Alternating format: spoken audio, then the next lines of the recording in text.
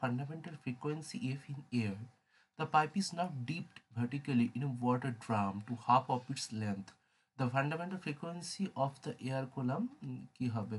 ওকে, তো দেখো যখন ওপেন পাইপ আছে, ওপেন পাইপের ক্ষেত্রে আমরা ফান্ডামেন্টাল ফ্রিকোয়েন্সি যেটা জানি তো হলো এন ও, ওপেন পাইপের ক্ষেত্রে n o equals to v by 2L, বোঝা গেল?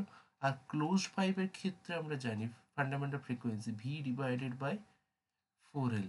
তো দেখো যখন বোথ সাইডে ওপেন ছিল তখন তার ফান্ডামেন্টাল ফ্রিকোয়েন্সি ছিল n naught equals to v by 2L।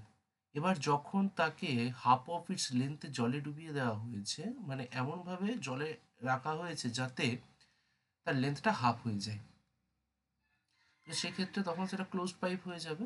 তো দেখো ক্লোজড পাইপের ক্ষেত্রে রেজাল্ট আসবে ভি ডিভাইডেড বাই 4 × L/2, কারণ লেন্থটা হাফ হয়ে গেছে, তাহলে ভি ডিভাইডেড বাই 2L। তাহলে এই দুজনের রেশিও করলে কত হবে দেখো, n c divided by n o equals to v by 12 divided by again v by 12।